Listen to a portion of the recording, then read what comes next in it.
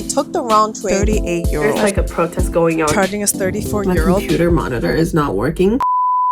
I'm currently sitting at a lounge in Seattle Tacoma International Airport waiting to board my flight to Paris. But there's too many people around me right now, so I'm feeling really shy to film, hence the voiceovers. But this vlog is going to be how much I spent in a week in Europe. And as of right now, I didn't really spend any money besides the takis because the lounge provides food, but none of these count because the timer only starts when we go to Paris. So here we go!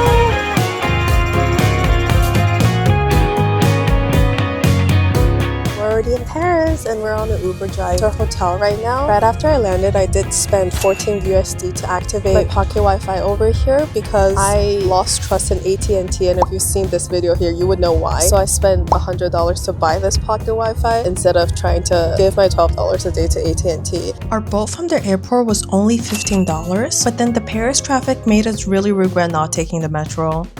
We just checked into our hotel. We're staying here 2 nights and then we're going to a different hotel for the other 2 nights. For this one, my boyfriend booked it via points, and we can think about that as $180 per night for both of us. So, remember how I got my MacBook screen fixed right before this trip? Well, that repair completely broke my laptop, so it won't even turn on anymore. And because of that, we spent almost the entirety of the first day stopping by Apple Store in Champs-Élysées, only to be told that we need to spend another 900 euros in addition to 72 hours to get it fixed. And I don't have the time or the money to do that.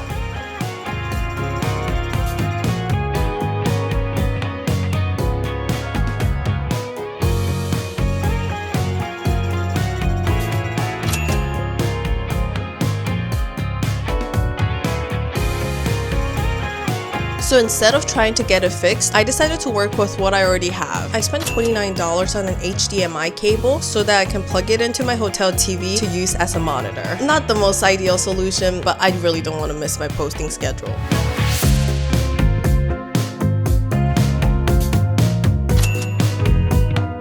After taking a jet lag nap, we went to check out the Eiffel Tower at night so that we could say that we did at least one touristy thing in the first day.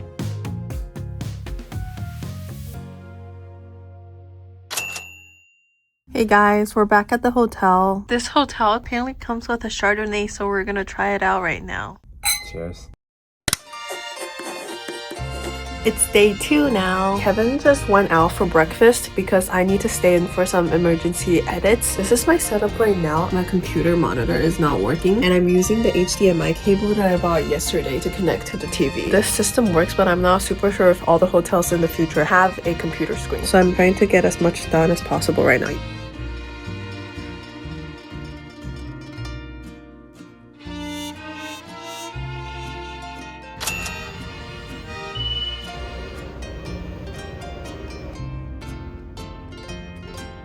Hey guys, we actually messed up big time. We are trying to take the transfer to Versailles, but the line splits in half. We took the wrong train, so we're on the wrong branch that's not going to Versailles, and we didn't figure it out until like 4 or 5 stations has passed. So in order to actually hop on the right one back to Versailles, we have to go back to where we started and then take the right one. That would take another hour and 10 minutes. So here we are at, I have no idea where this is, and we have called another boat to take us to Versailles instead. Somehow all the boats that we ordered kept canceling our trip. I ended up having to stop a taxi that finally took us here to Versailles. It did end up charging us 34 euros, which is a lot more expensive than we thought it would be. This isn't my first time at Versailles, but it is for my boyfriend. I'm happy he got to learn about French history, while my main goal for this time is to dress up and take some cute pictures.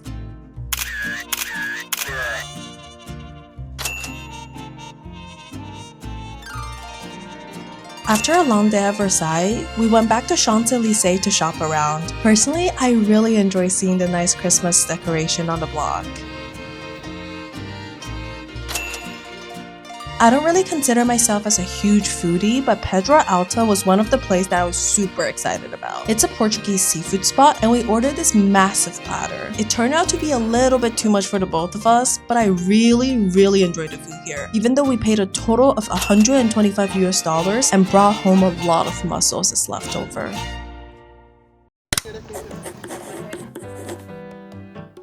Good morning. We're waking up a bit early today. We're waiting for the train to head to Notre Dame. The entry there is free, but we couldn't get the ticket, so we're just gonna try to be there as early as possible to see if we can wait in line and get in. This morning I had to recharge my pocket Wi-Fi balance, so I spent 30 bucks, and I also had to reload my transit card, so I just spent 10 euros at the gate. Today is a very minimal makeup day. My skin is starting to peel off because it's so dry. No fancy dressing.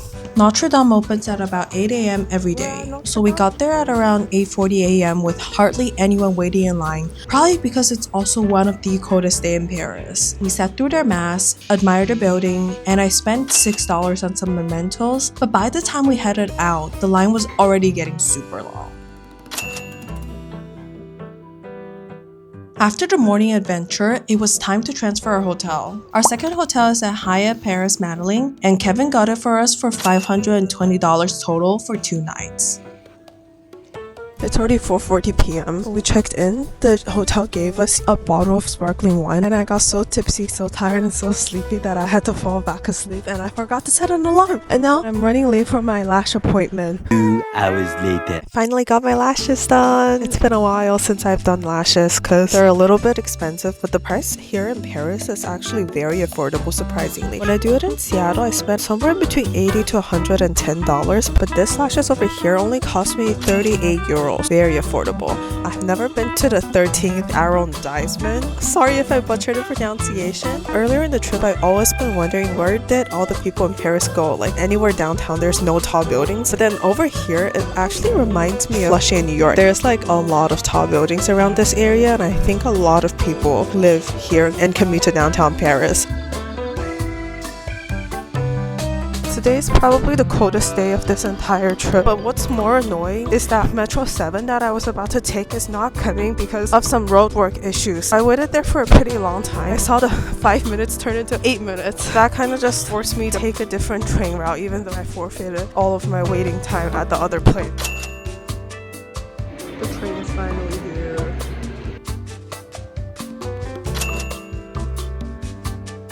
After dinner, we still wanted to do something to offset that awfully long nap, so we hopped on the Seines River cruise. It was pretty sad that this day turned out to be the coldest day in Paris, but seeing Notre Dame and everything else along the river made it all worth it.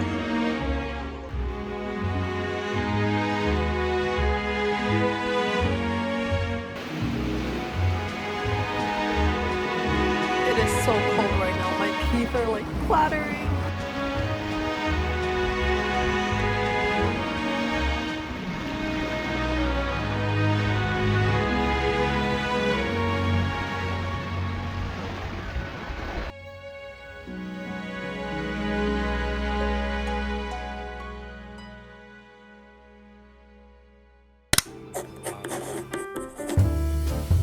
It is already 11:30. I woke up and just edited the whole time. I'm literally chasing my tails trying to get the video out tonight. But right now we're going near Champs-Élysées to get steaks. It is raining a lot today, so we're getting a boat there to try to make it 30 minutes before they even open. And the boat is 8 euros between the two of us, which is not too bad. The line got really long after we came. It's like 2 blocks out the street at this point.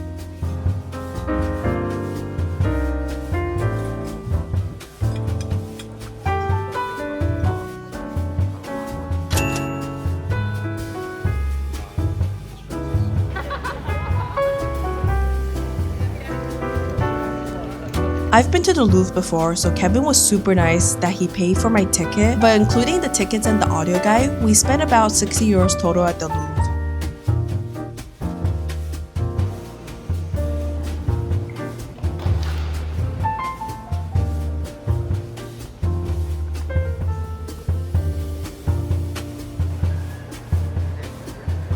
It's already 10 right now. After coming back from the Louvre, I was basically editing for 3-ish hours to celebrate that I finally finished editing. We're going to check out this cocktail bar.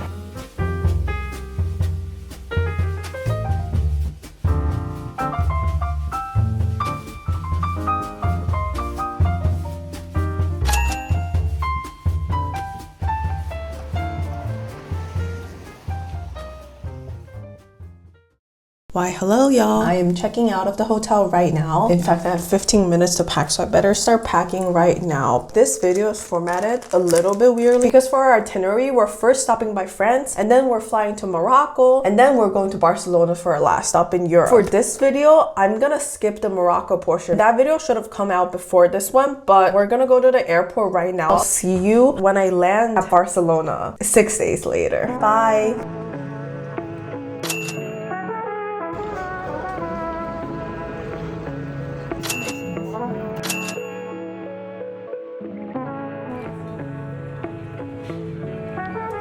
To 6 days later. We've arrived at Spain. I don't think there's anything on the schedule tonight because it's already 8 p.m. As of now, Kevin just bought us the transit card for 96 hours and the price is about 30 euros per person. After we landed, we ventured on our first restaurant for Barcelona. I was pretty shocked that the prices here are surprisingly good, as we were able to get 2 tapas and a paella for a total of only $21.86 per person. Editing April here. I just want to make it clear that $21 per person per meal is definitely not cheap everywhere. It certainly is compared to Paris and also compared to Seattle where I live. Anyways, let's move on.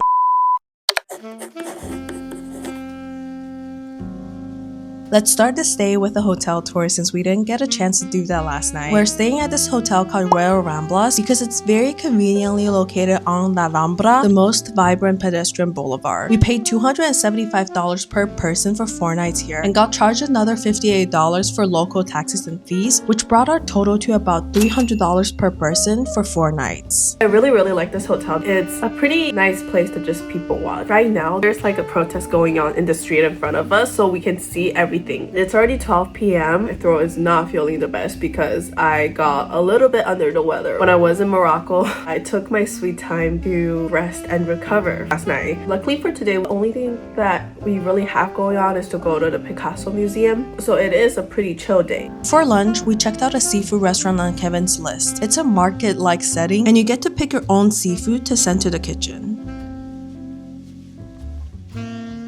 How is it? It's so soft. I really enjoyed the food and I would even be down to come again, but it was pretty unfortunate that we didn't get a chance to do that.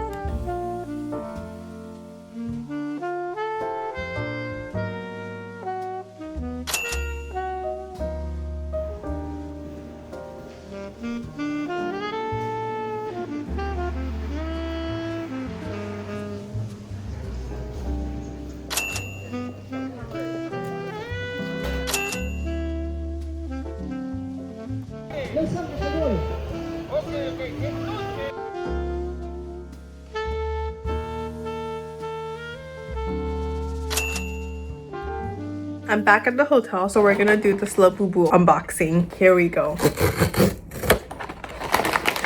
Seems like I got the soy milk. I guess this is my Labubu. This is my first Labubu. It's definitely not my most favorite color, but I'm happy with this. After a couple months with my soy milk Labubu, I actually turned out to like it more than I thought I would. I even built a hat for my Labubu, but I gave that to my sister as part of her birthday gift. The purse that I took to Europe actually broke when we reached our final destination in Philly. So in order to replace that, I got this white sling bag from Uniqlo. And I just have to say that they just go along together so well. And it's so cute. Ever since our first restaurant, we went on the hunt to look for the best paella in Barcelona. So we checked out another tapas place. At this point, I was getting really confused because throughout my life, all the paella marisco that I've ever had in the United States has a hint of saffron and tomato to it. But once we get to Barcelona, it seems like the same paella marisco has a gold or brownish color. I don't know what's the difference and why that is, so if you have the answer to that, please let me know in the comment section. I am super curious. Today is the day where we fell in love with the city of Barcelona because we're visiting all of the masterpieces that the genius architect Antonio Gaudi built. We started the day visiting Casa Mira. We booked the sunrise tour with the tour guide so that we can beat the traffic and get the most out of the tour. This fancy apartment from 100 years ago completely blew my mind, and I was also shocked that there are still tenants residing in it, paying rent less than a half of my current rent. After grabbing some food, we headed straight to Casa Bayo. We got the gold ticket for $30 and that allowed us to skip the line and it gave us access to so many more immersive experiences, so I thought it was totally worth the extra dollars.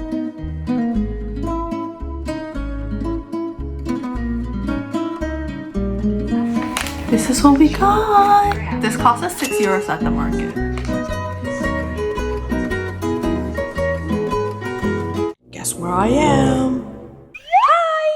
Okay, what about now? Hello!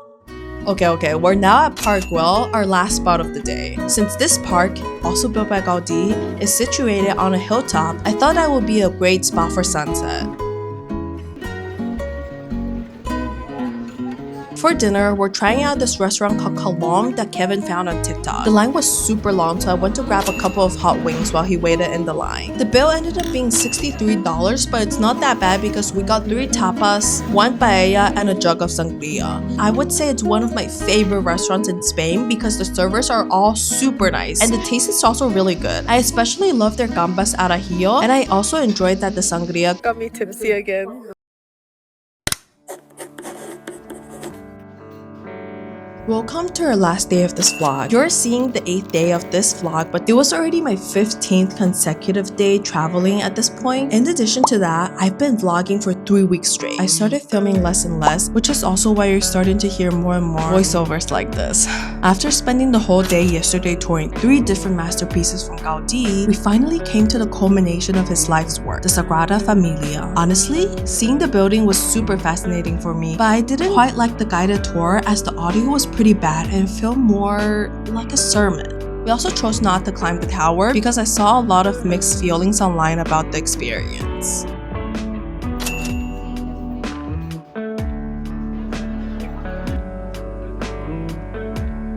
We don't have anything else planned for the trip, so I decided to spend our last sunset in Europe at the beach of Barcelona.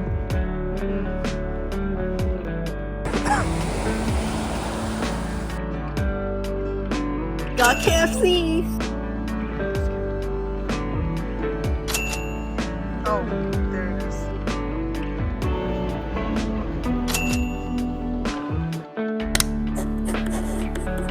Days in Barcelona was slow, and even though we basically visited all the tourist destinations, I also just wanted to keep on staying here. We even volunteered to postpone our flights back home by a day, but unfortunately we didn't get picked, so we boarded the flight back to the States. If you've watched any of my Money Ramble vlogs, you would definitely know that I always end my videos with a full breakdown analysis. But this video is already going pretty long, so let's try to make it quick. Over here you can see this is how much I spent in every single day of the trip. For the whole trip, we spent a total of $1,864. But if you further break it down into France versus Spain, we spent an average of $236 per day when we're in Paris compared to $178 per day while we're in Barcelona. And over here is a pie chart breakdown. If you've seen my Morocco travel vlog, you would know that this breakdown is very different from that one. 40% of our total spending goes to hotel. This is not necessarily because we didn't spend enough in other categories, but all the hotels that we booked are in pretty convenient locations, and they are also definitely above average hotels. Moreover, I think part of the reason is just that both Paris and Barcelona has pretty expensive hotels in general. And next up, I wanted to talk a little bit more about flights. I purposely didn't include that as part of my spending vlog because that amount would really differ by where you're flying from and what time you're flying, so I don't think this applies to everyone. For this trip, we transferred our credit card points into their partner programs with the airlines, and we had a really good deal. We used this website called Points to find the best deals using points. For our flight from Seattle to Paris, we spent 30k points per person and $5 in taxes and fees, so that brings our total to about $305 for the one-way flight from Seattle to Paris. And that is actually really cheap because it's a non-stop flight. When we're leaving Barcelona and heading back to the States, we stopped by Kevin's hometown, Philadelphia, because we found this really good deal that brings us from Barcelona to Philadelphia for 27k points. We had to pay $50 in taxes and fees. So that is about $330 equivalent for a direct non-stop flight from Barcelona to Philadelphia. And from there, we paid $160 cash to fly from Philadelphia back to Seattle. I wanted to end this video with one final reflection section, and I brought our first guest on the channel channel here. Hello, I'm Kevin. As you could probably tell from the vlog already, Kevin is my travel partner this time in Europe. So I thought what would be a better way to end this vlog than for us to talk about what are some of our favorite and least favorite spendings in this whole Europe trip. So I only have two questions. The first question is, which expense do you think is the most worth it? So the expense that I believe that is most worth it is visiting the Sagrada. After hopping out of the train, you see the Sagrada right in front of you. It gives you that wow factor. I would recommend everyone to go. Yeah, makes sense. I actually don't really agree in terms of most valuable. While I definitely see the wow factor, I feel like the tour itself isn't the best because there were so many people there, so our tour guide had to talk to us via like a wireless headset. The audio over there is very choppy and the content in general feels a little bit more preachy. I beg to differ. That makes a lot of sense. I guess in your opinion, what do you think was the most valuable experience? Yeah, so I think for me, I really liked all the food spots we had, besides the one that I already called out in the video. But I think in terms of scenic spots, I also like Gaudi's buildings the most. For me, it's Casa Batlló, which is a renovation project he built for one of his clients in Barcelona. I really like that because it's a residential project, so he is building it as the primary residence for this couple. The interior is themed like an underwater world, and the main color they used is blue. This is such fairy tale. The last question that we will have is, which expense do you think is the least worth it? I believe Casa Familia was one of the experiences that wasn't as worth it. I'm not a morning person. We had to wake up a little bit earlier for the tour. Another reason is because I kind of just find it as like a fancy apartment building. It just didn't give me that wow factor. Didn't bring me as much as some other experiences that we did. I agree. I don't know if it's the time that we went or just the building itself. I also didn't feel the wow factor that I felt especially in Casa Batlló, but we did go on a sunrise tour where we had early access as well as a guided tour, and we found a discount code online. So if you still want to check it out, I'll link the discount code in the comments. It's not commission, it's just a discount code that I found for myself to use. So what about you? What experience did you find that was the least valuable? So for this one, it's actually an expense that we spent in Paris, which is the Seine river cruise. I do think the river cruise itself is still really fun and we get to see the skyline of Paris in a way that we couldn't have otherwise. But I think it's the timing, because when we went on the river cruise, it was the coldest day in Paris. We didn't have any warm clothing. I think it was the river cruise that got Kevin sick. He had a fever when we got to Morocco, and that actually postponed a couple of our schedules and we had to like change our plans around. So we had to pay extra money to cover the unforeseen circumstances. So I would say it all came from the river cruise. If we didn't go on that cruise, we probably wouldn't have to pay the extra money later on. By the way, if you're curious about what happened in Morocco and how much we ended up spending because of the sickness costs, I've posted that video already, so make sure to check it out. If you think any of our other spendings are totally worth it or not, please let me know in the comment section below because I'm so curious to hear your thoughts. So make sure to check out the Morocco vlog over here and I'll see you next time. Bye!